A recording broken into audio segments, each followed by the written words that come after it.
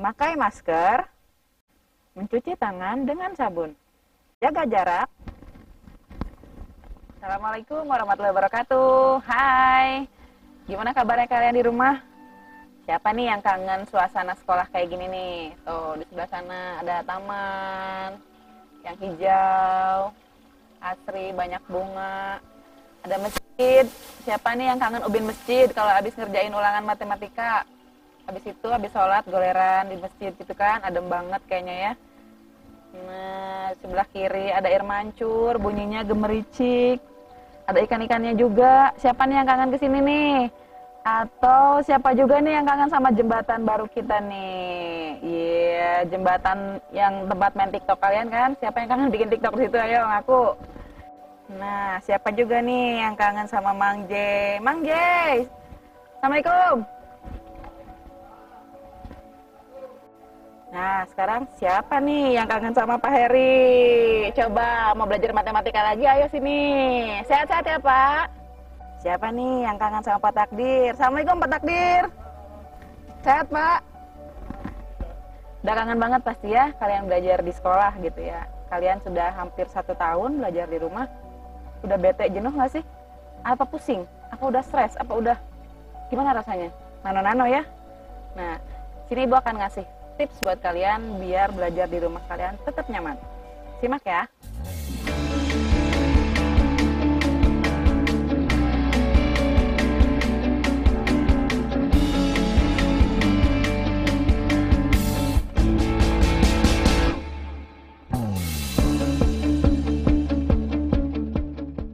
Pertama, coba siapkan ruang belajar khusus. Ciptakan area atau ruangan yang nyaman untuk bisa kalian fokus duduk dengan tenang, ya. Sebisa mungkin hindarkan dari gangguan, misalnya televisi atau gadget lain yang mungkin bisa membuyarkan konsentrasi kalian. Jadi biarkan jauh-jauh gitu ya.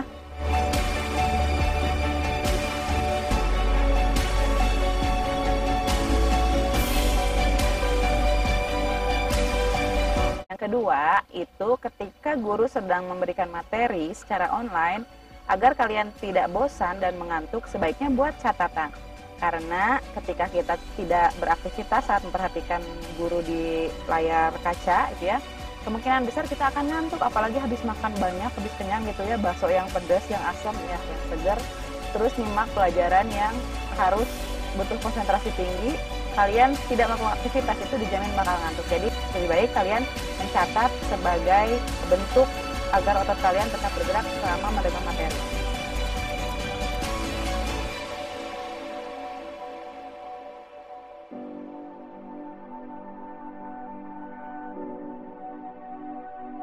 Yang ketiga, rencanakan sehari sebelumnya. Misalnya buat jadwal atau urutan deadline kapan tugas harus dikumpulkan. Itu harus diurutkan, jadi kita bisa mulai mengerjakan yang mana terlebih dahulu. Dan selanjutnya, tips yang tidak kalah penting adalah kerjakan tugas yang sulit di saat energi kalian masih penuh. Ya, jadi jangan dibalik. Soalnya kalau dibalik nanti udah tinggal sisa-sisa tenaga kita masih mengerjakan hal yang sulit, itu nanti pekerjaannya atau hasilnya akan kurang maksimal. Jadi sebaiknya kerjakan tugas yang sulit di saat energi kita lebih siap untuk mengerjakan tugas-tugas yang sulit tersebut. Oke?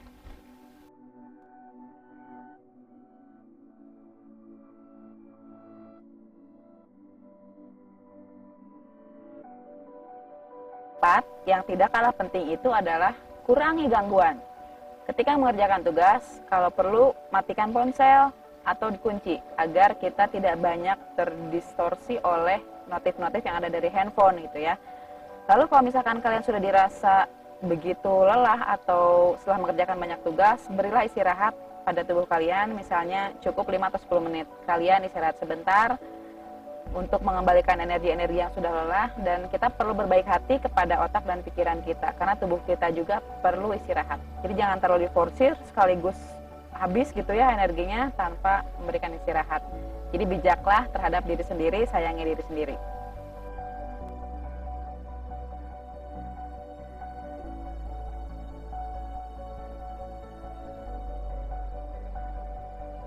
Yang kelima, bicaralah dan minta bantuan. Jadi ketika kita menemui kesulitan saat mengerjakan tugas, bicarakan pada orang-orang terdekat bahwa kita memang sedang mengalami kesulitan. Dan mintalah bantuan kalau memang dirasa itu perlu. Ya, setelah misalnya kalian sudah berupaya maksimal untuk mengerjakan tugas sendiri tapi belum bisa menemukan jawaban yang pas, atau misalnya belum bisa menyelesaikan dengan baik, atau belum memahami materi, mintalah bantuan bisa kepada guru yang bersangkutan, atau misalnya guru lain, atau misalnya kepada teman atau orang tua. Jadi kita boleh meminta bantuan kepada siapa saja untuk bisa memahami materi lebih dalam lagi gitu ya. Tapi ini setelah upaya kita ya, jangan sampai baru nerima materi udah langsung minta bantuan buat ngerjain soal ke temannya. Jangan seperti itu juga gitu ya. Kita tetap harus usaha sendiri, tapi kalau sudah dirasa tidak sanggup, kita harus membuka diri bahwa kita memang tidak bisa atau belum mengerti atas materi yang terima gitu ya. Kita bantuan akan selalu ada jika kita memintanya.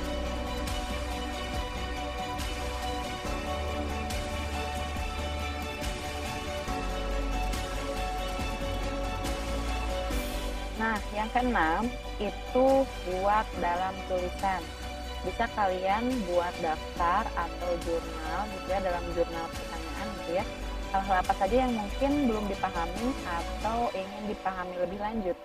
Atau mungkin pertanyaan tambahan dari materi yang sedang disampaikan. Nah, itu tulis dalam beberapa pertanyaan, dalam list pertanyaan nanti yang akan disampaikan kepada guru. Jadi jangan sampai ketika ingin ada yang ditanyakan itu biasanya suka lupa lagi gitu kalau nggak dicatat biasanya ya. Jadi sebaiknya ketika ada hal yang ingin ditanyakan itu langsung dicatat. Jadi sebelum ditanyakan ke guru kita sudah siap dengan beberapa pertanyaan yang ingin diajukan biar lebih jelas dan lebih efektif.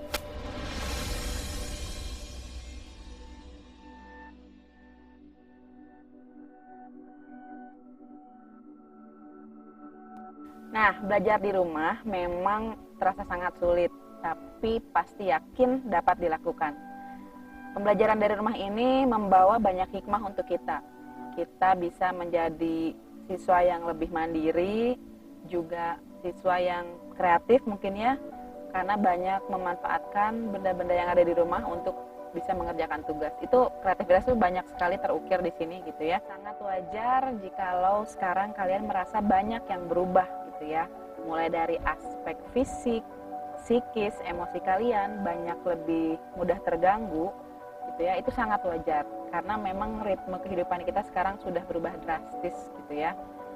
Jikalau kalian merasakan ada beban atau pikiran yang sangat mengganggu, menyesakkan dada, sebaiknya memang kalian perlu mencari seseorang yang bisa berbagi masalah kalian. Setidaknya walaupun tidak bisa membantu menyelesaikan, kalau kita sharing dengan orang tersebut, bisa meringankan beban kita. Dan pastikan jangan sampai kita salah curhat ya. Jangan sembarang curhat ke asal orang yang ditemui gitu.